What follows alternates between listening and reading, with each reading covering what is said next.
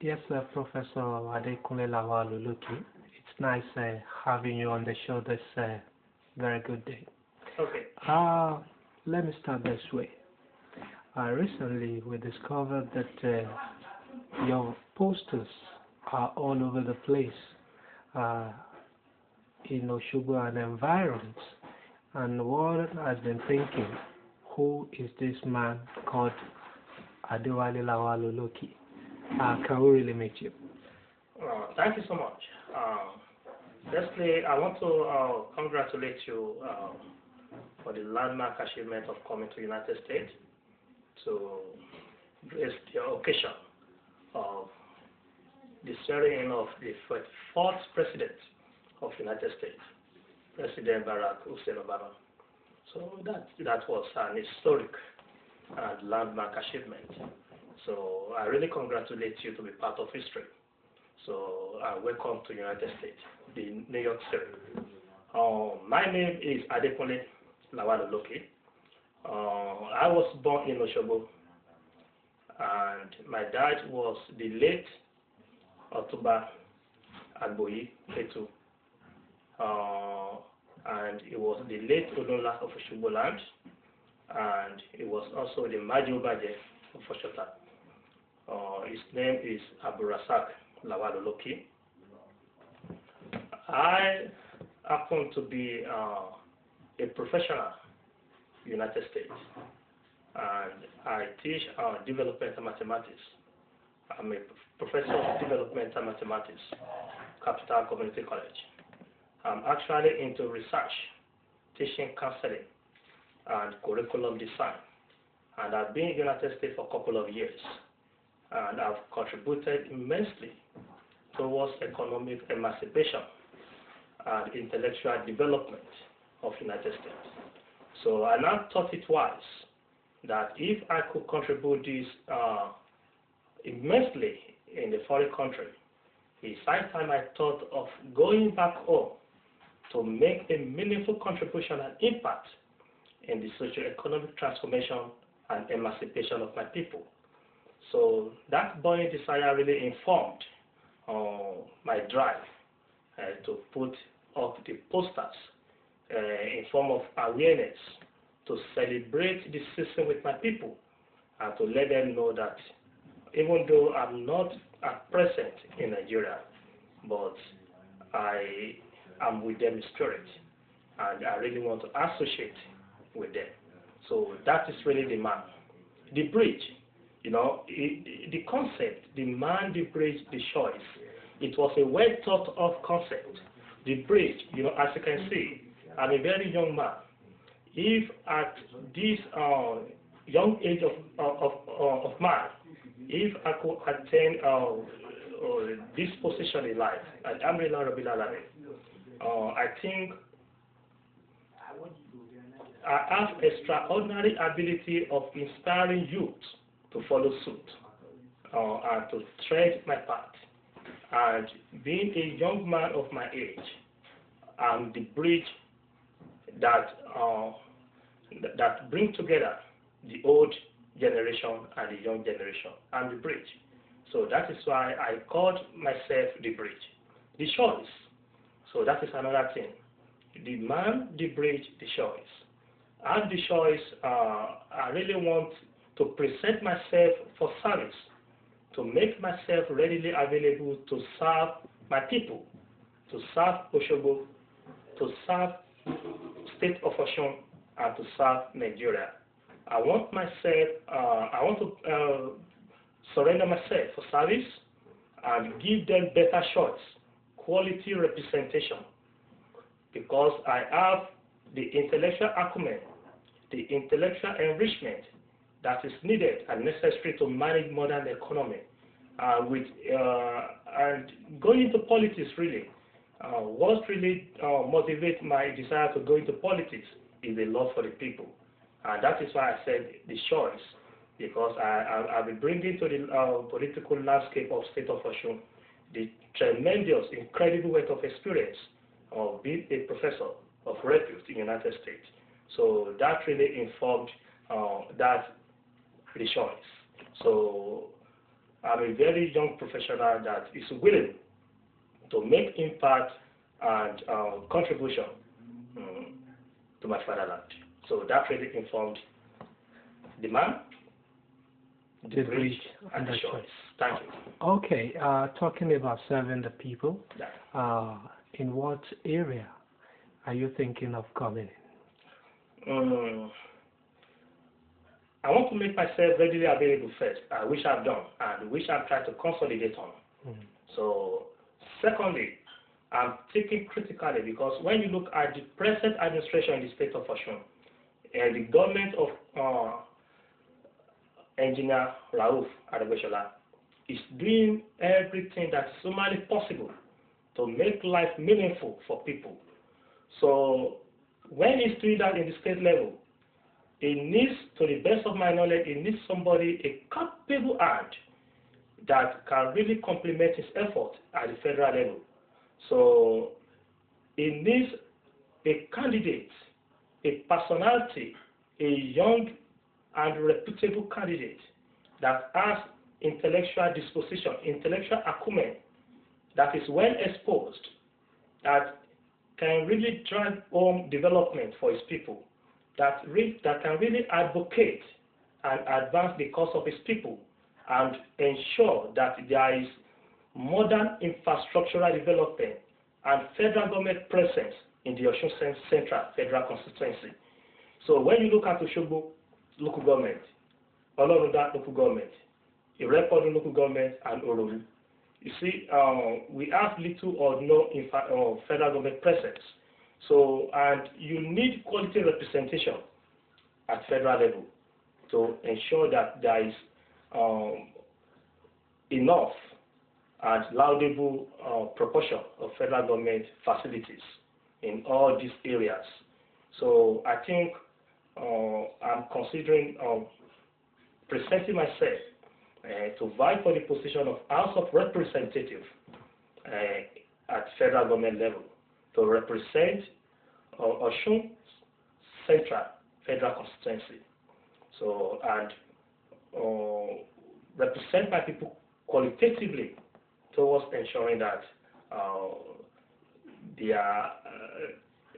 towards ensuring that the life is more meaningful for them. So that is one area I'm critically considering of presenting myself to serve my people in that capacity. Okay, let's come to the state of Osun level. Okay. Like you have rightly pointed out, the current governor of the state, Mr. Rauf Aregbesola, is no doubt doing a lot. But I would like us to be specific this time around. Being an educationist yourself, let's try and assess his education intervention in the state of Osun. We all know the situation of education before he came on board. I will know the things he's doing now, rebuilding schools, reorientating the teachers, the building of new schools, distribution of free uniforms to pupils and students, and the rest of it. Let's quickly assess his education policy in the last 2 years. Thank you so much. If you want to critically and holistically put into consideration what was on ground before he came on board, you will see the incumbent administration is doing very, very well. So let me put it as an evaluator. If you have between 1 to 10 as scale, between 1 to 10, 1 for worse and 10 for the best, I will give him 7 because it's ongoing effort. So when you look at his effort, the present administration effort in terms of facelift of all these structures, very old structures, 19th century structures that we have in all our schools, the primary school, the secondary schools, you see peoples, they don't even want to go to public schools any longer. They really, they would rather go to private schools. So nobody is patronizing any longer the public schools because of the decay level, the level of decay in the public, school sectors. So he's trying to concentrate his efforts towards making sure that all these schools are giving our facelift.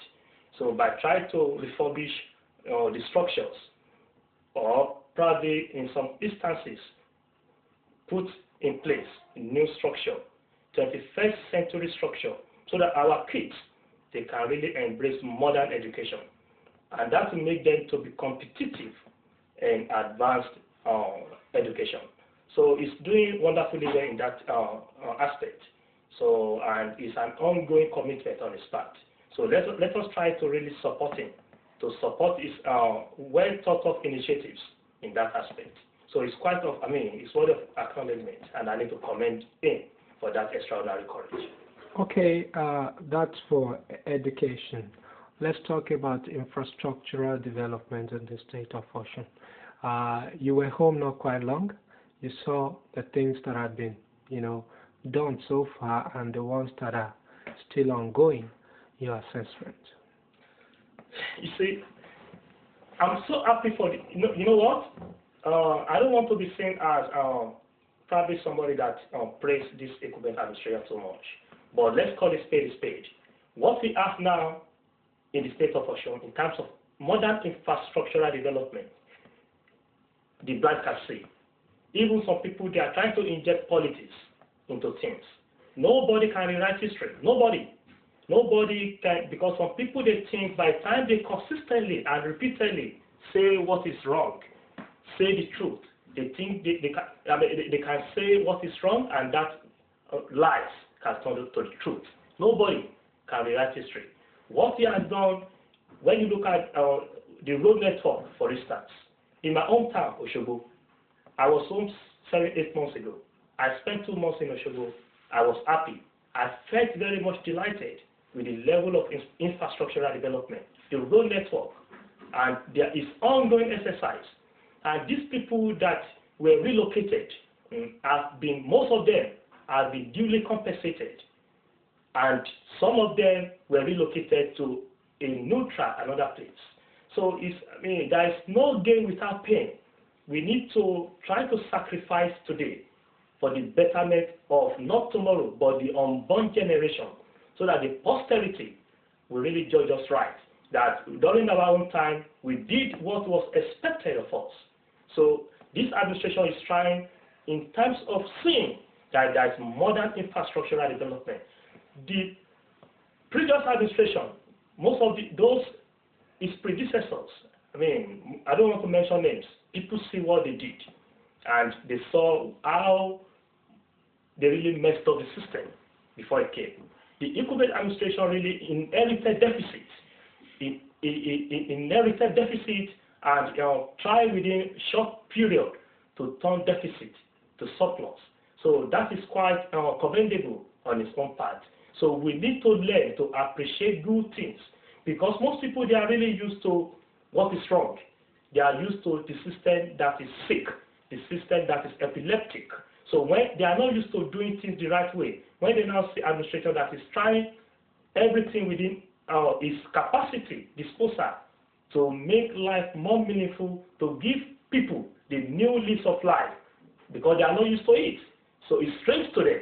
So that is why some people are just being mysterious, that they think they can fabricate lies and try to brainwash people and try to condemn what the incumbent administration is doing. It's taking slow and steady steps, but it's taking it in the right direction, and I quite commend the incumbent administration for that development. Yes, the youth are known to be the future of any country or state, as the case may be. Let's talk about the Youth Empowerment Scheme of the present administration. 20,000 jobs for 20,000 youth in the state, in the first order rates of this administration. After 2 years, those ones have been engaged into, veritable areas. Another 20,000 have been recruited again, and for the next 2 years, they will be on. How would you rate this, considering the level of unemployment rate in Nigeria? Thank you. You know what? This Governor Rauf Aregbesola is a good economist. And you know what is so funny? I've never had close contact with him. I only met him once to have discussion with him once, and the discussion lasted about 10-15 minutes. That was the last time I came to Nigeria, about 7-8 months ago. And what I'm saying is really the true picture of what is on ground. When this equipment administration came on board over 2 years ago, it inherited deficit, budget deficit. What it did, technically study what is on ground. How do we see that there was a balance in the budget? It technically refused to put in place the member of his cabinet to set up the executives. So in order probably to make some savings, to have savings. So after a couple of years, there was saving, and we had some money in the account. So now put in place OES. So OES is really meant to empower youth, give them new lease of life, to make them more meaningful and give them sense of belonging. And probably by the time you empower youth, the youth, they won't resort into violence or social vices. That's number one. Number two, you are trying to increase their economic strength, their purchasing power. So by the time they have more money in their purse, so they can inject the money back into the economy. That is how to stimulate the economy. That is how to grow the economy. So he really did that purposefully to have savings. Number three, another thing he did, he put the right people in the right positions. He put professionals, people that are capable of turning things around in the right position. So that is, he tried to block loopholes, to block excesses. So, and by so doing, we had some remarkable degree of budget surplus. Everything is bouncing back in the state of Osun. So, I mean, really, that's really, to me, as a professor, as a teacher, and as somebody that is well-traveled, because I've been to so many countries in the world, and I've attended series of lectures, seminars, symposia within and outside the United States. So I know how modern economy is being managed. So we need really to commend him for that. So that really, I can call myself his secret admirer. I really admire him, his style of administration. So that really made me to, I just told myself, Oloki, I think it's high time you thought of going back home and started to make impact and support this administration so that the administration can really get it right more than this. So what he's doing in terms of OES is quite a commendable effort on his part. Okay, now let's talk about budgeting. Okay. Because that is one area that leaders in Nigeria do get it wrong. We don't actually monitor budgets in Nigeria, and that is why at the end of the day you discover that so many leaders in the past have just gone away with it. Recently, the governor of the state of Osun was accused of not presenting the year 2013 budget before the assembly of the state of Osun. You know, this generated a lot of furore, and at the end of the day, it was said that the paper had already been presented, you know, before the House for them to deliberate. I want to ask this question. Is it about the ceremonial presentation or doing what is right? And I want you to just look at it against the backdrop of how it is done, most especially in the United States of America. Thank you so much. Thank you. I said it once that it's quite unfortunate and it's really painful that remarkable proportion of people in Nigeria, as it were, are used to doing things the wrong way, probably used to the status quo, so to say. So when they now see somebody trying to do it a different way, so they tend to question why? We have so many why, that's the answer.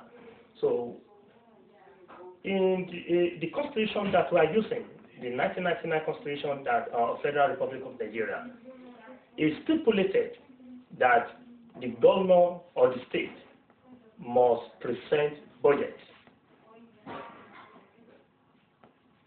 at least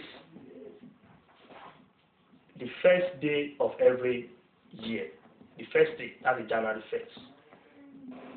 But there is no specification that the budget must be presented in the open, in front of cameras, in front of journalists, that it must be ceremonial. No.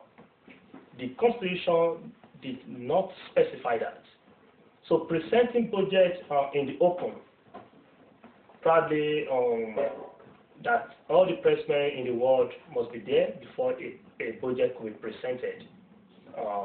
It's not enshrined in the Constitution.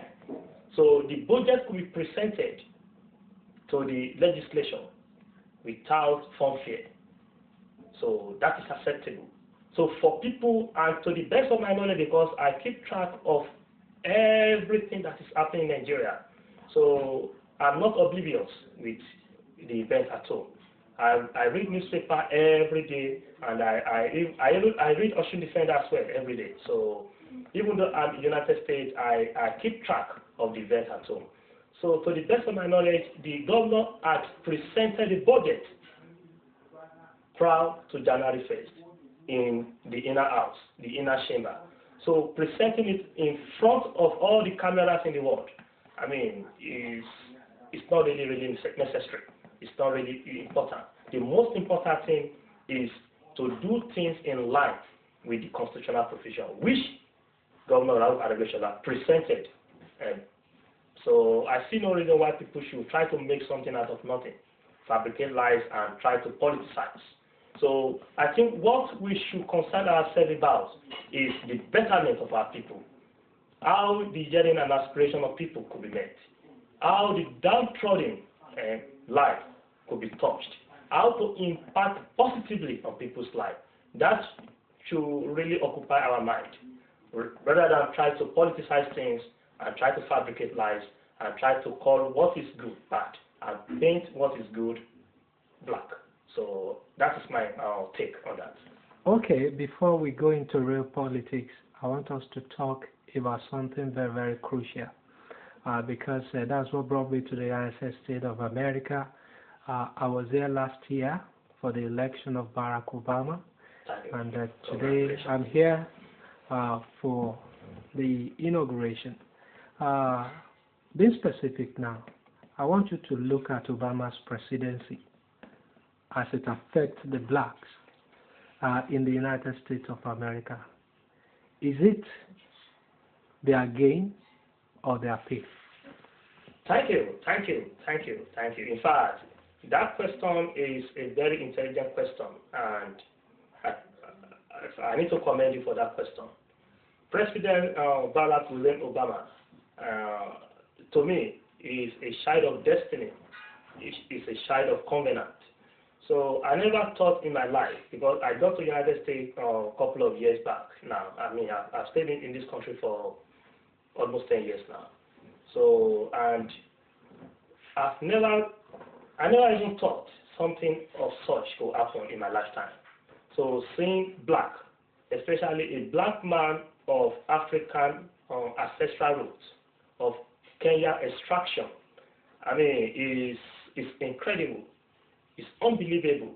It's extraordinary. I can't even imagine myself. And even just to come to terms with reality, with what is happening. That can we ever have a black man in the White House? Come on, is that possible? I keep asking myself. So that is, to me, is a landmark achievement. And it's a child of covenant. And it's doing everything, as you can see. I'm happy you are in the US now, you are in New York City. You can see what we have in the United States. So it's doing everything, even though some member of the legislature, they are trying to filibuster his bills, his commitment, his effort. But then it's doing very, very well to put in place necessary things in the United States and to see to the deficit, because we have budget deficit also in the United States. But it's trying to do everything to bring down, to cut down the budget deficit. And to blacks or to minority, being a black man in the White House is trying to role modeling blacks that if Obama can be president, I too I can be president. That is another thing. So that is the way I say it. If Obama can be president of Kenya extraction, I have two kids in the United States. My firstborn Adeyinka, my secondborn Adekoya. So both my kids were born in the United States.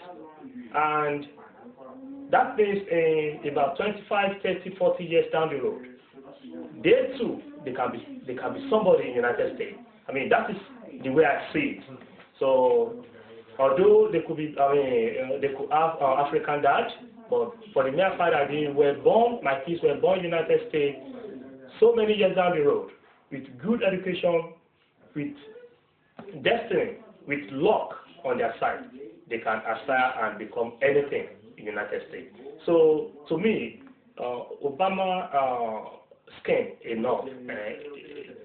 enough to really connect the minorities together, to really bring all the minorities together and to bridge the gap between the Western world and probably Africa and the Asia continent.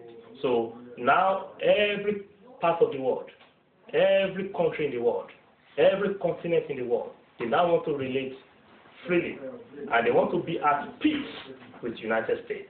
Although we have some clashes there and there, so there's no way you can rule that out. So we have some conflict. So I mean, that is normal. I mean, in any democracy or in any society to have conflicts. But the conflicts, the administration is able to really manage it. And I think to a laudable extent, most part of the world, most countries in the world, they are at peace with the United States because they are seeing a minority, a black for that matter, as the president of the United States. That is, come on, I can't even believe it. I almost cried when I saw him as president of the United States. So it's a child of covenant. It's a child of covenant.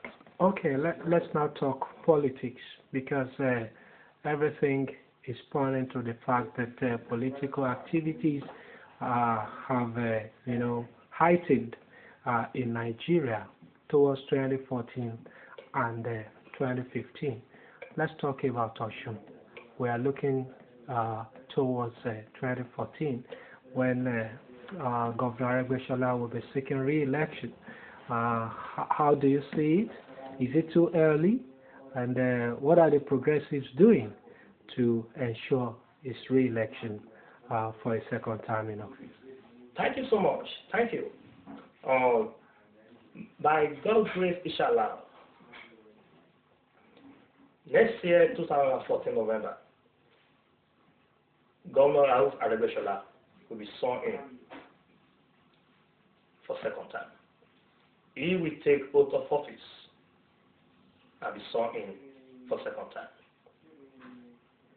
Let us try to put what he has done in perspective and in comparison with what we had before he came on board. Please, don't let us politicize things. Anything that is good, let us try to identify and associate with it. If what he has done in terms of safety of lives and properties, providing vocational jobs,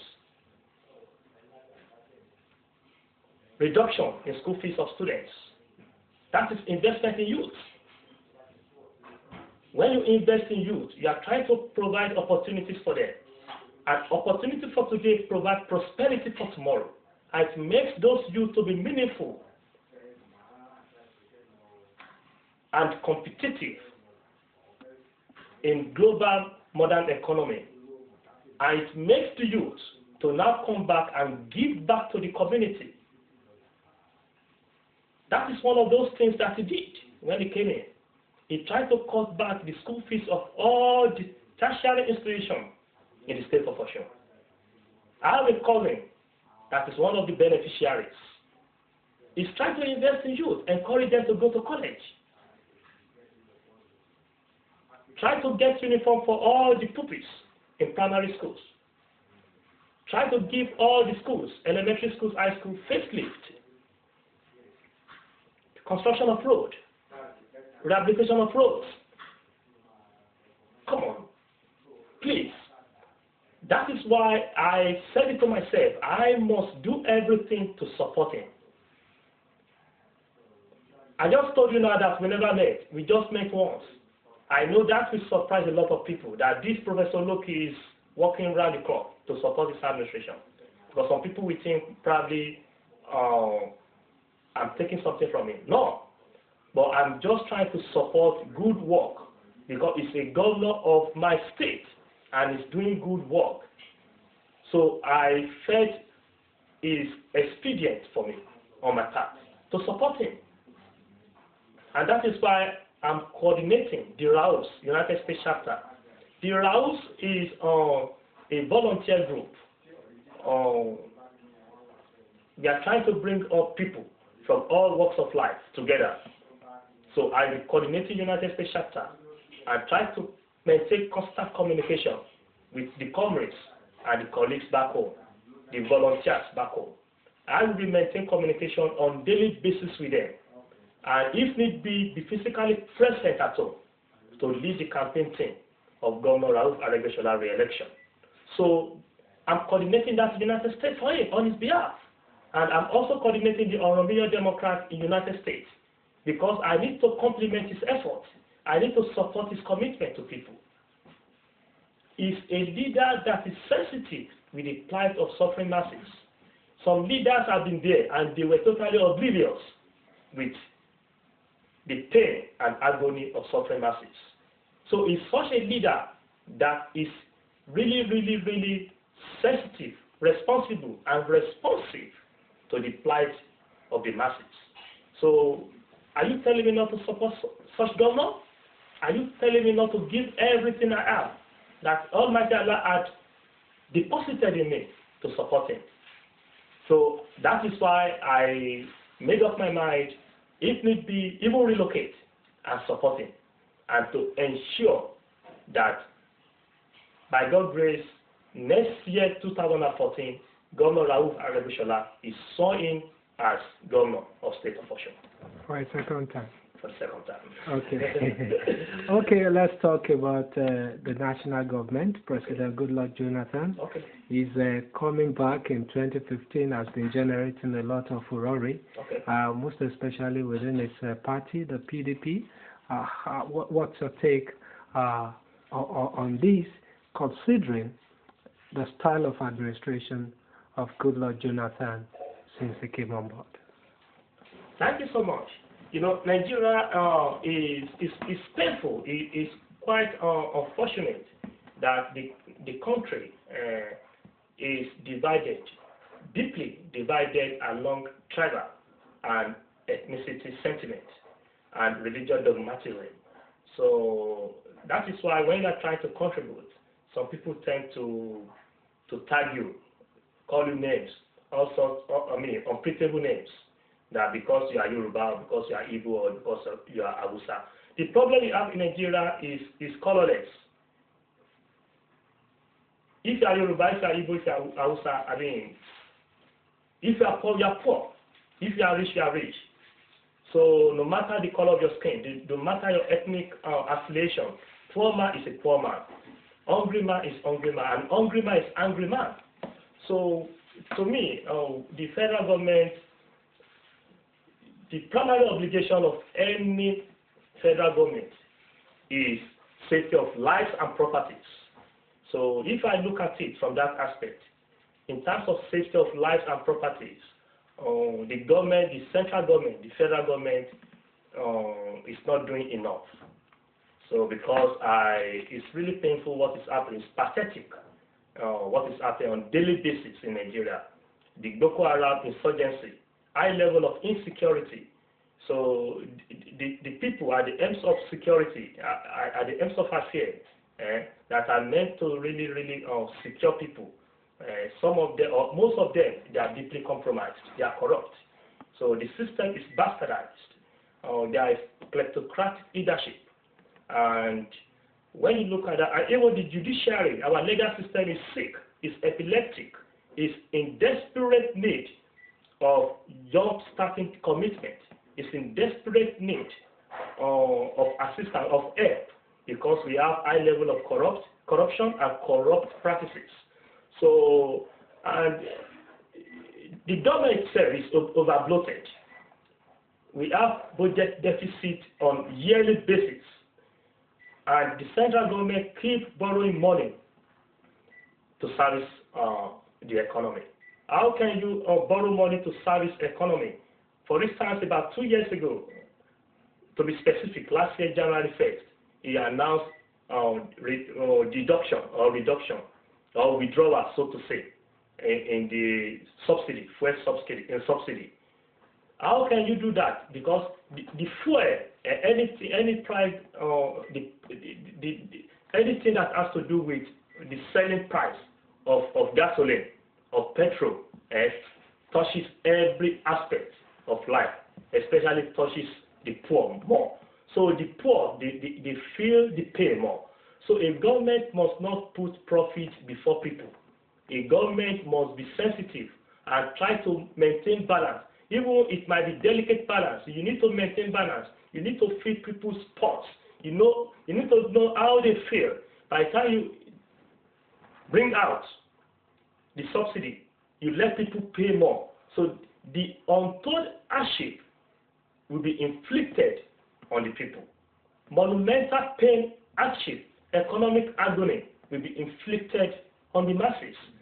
So, summarily, the aspect of security, safety of lives and properties, on almost every daily basis, people are being kidnapped. The security agencies, they have little or nothing to offer to salvage this disturbing trend. So, safety of lives? No. Education?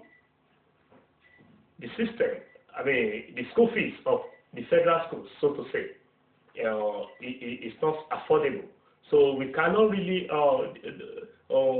say that the federal government is trying to pump money into education by trying to cut down the cost of schooling and try to encourage students of the poor to have access to qualitative education or modern education. So the government really is not about recontesting. It's not really about recontesting. It's about what have you done for the time that you have been there. So what have you, in terms of corruption and corrupt practices, there is no high profile ex-governor that is serving a jail term. Do you understand? So, there must be a commitment, a strong political will on the part of federal government to fight corruption and kleptocratic democracy or leadership. It's not a lip service commitment. It's not a window dressing effort.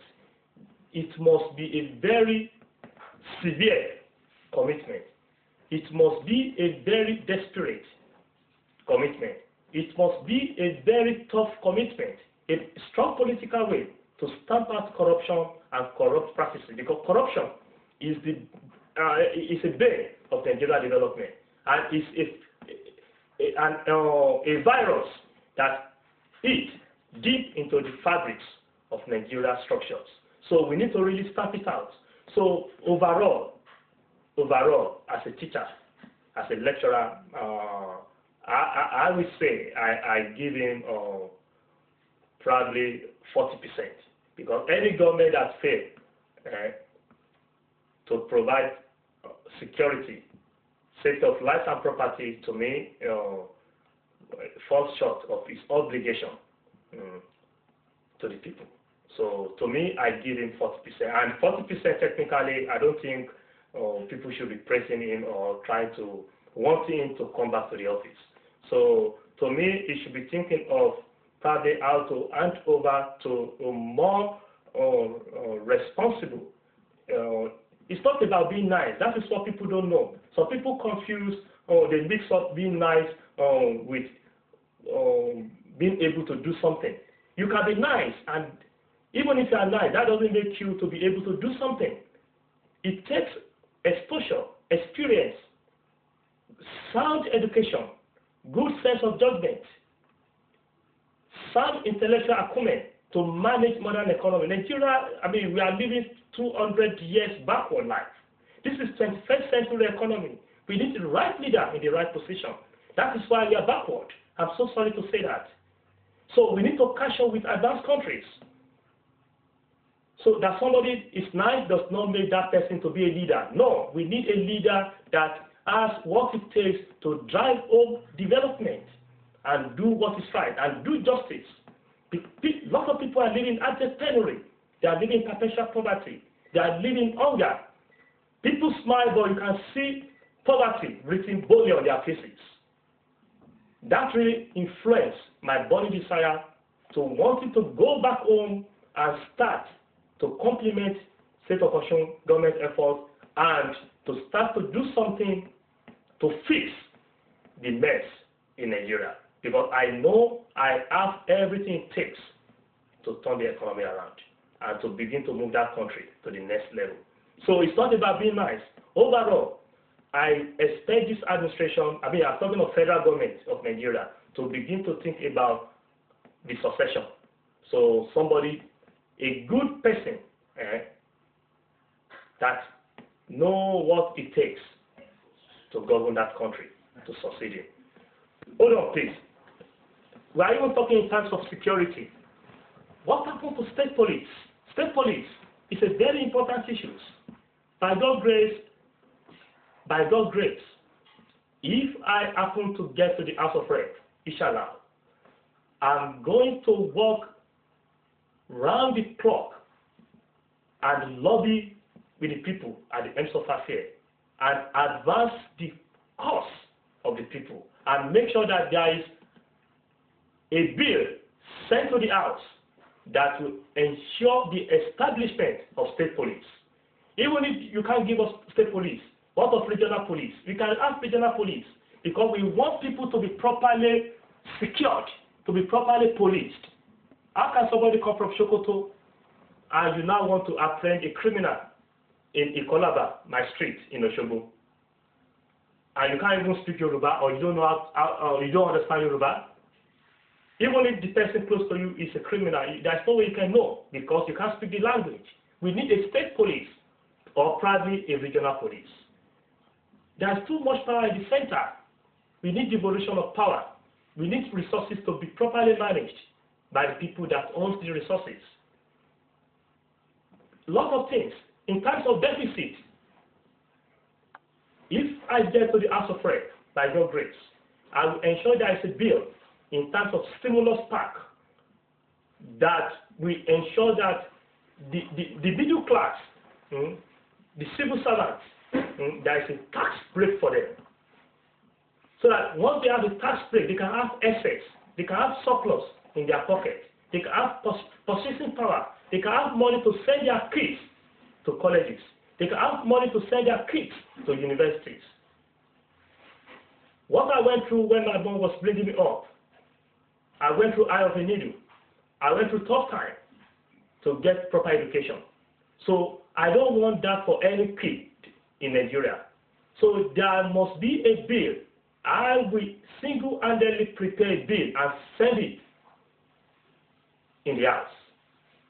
A bill that will try to cut taxes on the middle class. A bill that will see that there is mergers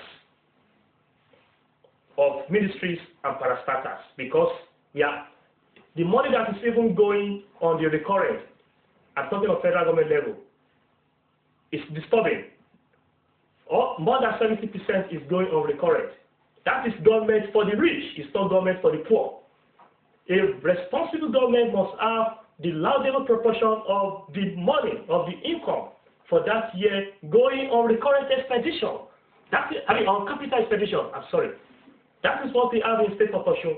The 2013 budget of about 183.1 billion naira that was just presented a few days ago by Governor Rauf Aregbesola. When you critically study the budget, 65.1% is on general administration. That is capital expenditure. 35% is just on recurrent. So a responsible government must put more money, more funds, make more funds readily available for capital expenditure, because that that translates into development, pumping money on capital expenditure. The 2013 budget of Federal Government of Nigeria, about 70% is going on recurrent. That is money for the boys. That is money for the political elites. They are not really thinking about the poor. I am more concerned about the poor. I am more concerned about the downtrodden. I know there are so many challenges, series of challenges militating against our development in Nigeria. And I know I have everything it takes. Everything it takes, exposure, experience, good and qualitative education to bring about success and transformation of Nigeria. Finally, Professor Oloki, your last word for the people back home. I really want to thank the listening audience back home. Every day in the United States, I don't go home without reading papers, Nigerian newspapers. I don't go home without calling people back home to know how they feel, to feel their pulse, to feel their pain. I want to tell you, if you are back home listening to me or watching me, I feel your pain, I feel your pulse. I feel your agony. I was there. Almighty Allah brought me out. I lost my dad when I was young. My mom went through tough times to bring me up. I can call myself a child of destiny.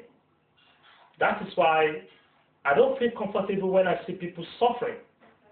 That is why I want to present myself for service, to bring about development to people in my state, to establish microcredit facilities to help people, mobile clinic to complement government efforts, invest in youth, by trying to collaborate with universities and colleges in Western world, especially US, which is my base. When I get there, I will try to work with youth, try to invest and encourage youth to have postgraduate education. Invest in youth. The artisans, make money readily available for them so that they can effectively carry out their job. Most of them, they are now sackless because they don't have capital to really set up their vocational job.